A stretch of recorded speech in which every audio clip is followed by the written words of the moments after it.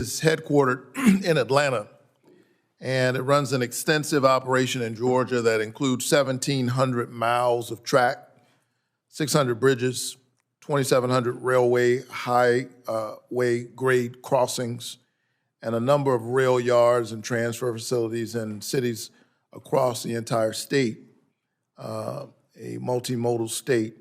That's a lot of Norfolk Southern rail in Georgia, and I can't help but see the accident in East Palestine and wonder what would have happened had we, instead of watching this in Ohio or witnessing this or experiencing it in Georgia. Mr. Shaw, can you give me and the people of Georgia confidence that we won't see an accident like this in Georgia?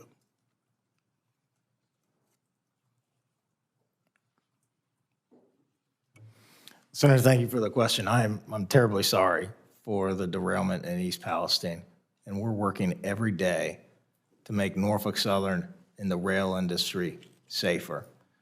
We've seen the preliminary results from the NTSB investigation, and we've made a number of enhancements to our own safety program in response. We've worked with industry to enhance safety and put in more safety features.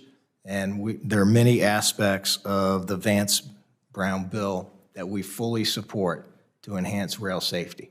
We are a safe railroad. The number of derailments on Norfolk Southern was the lowest last year that it's been in the last 2 decades. Senator Warnock, I'm fully committed to enhancing safety for Norfolk Southern and for the entire industry. And that's good to hear, and the work that you want to do. Could you speak more specifically, what more needs to be done, in your view, to protect our citizens and our neighbors from accidents like this? Thank you, Senator. We have announced that we are enhancing our hot bearing detector network. We're adding 200 hot bearing detectors to our network. We're piloting next generation hot bearing detectors. We're working with the industry on best practices for safety. We are deploying more acoustic bearing detectors across our network, and we are installing a digital inspection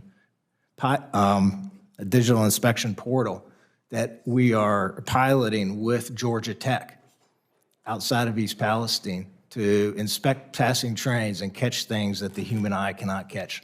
We will continue to invest in safety. We spend over $1 billion a year in capital on safety and over $1 billion a year in ongoing operating expenses. Is there anything that you didn't have in place during this accident, and I know hindsight is 20/20, that you wish you had had in place? You know, what I can point you to is some of the steps that we're taking now based on the preliminary results of the NTSB investigation. I certainly look forward to fully cooperating with the NTSB throughout the full investigation and look forward to their results. So I have to tell you, as I move across the state, and you and I have had a chance to talk, and we will keep that communication line open, but I have to tell you that as I move across the state and I talk to Norfolk Southern workers, I'm hearing from rail workers that policies around their working conditions are creating safety issues and may have contributed to this accident. Do you believe your company's worker policies contributed to this in any way?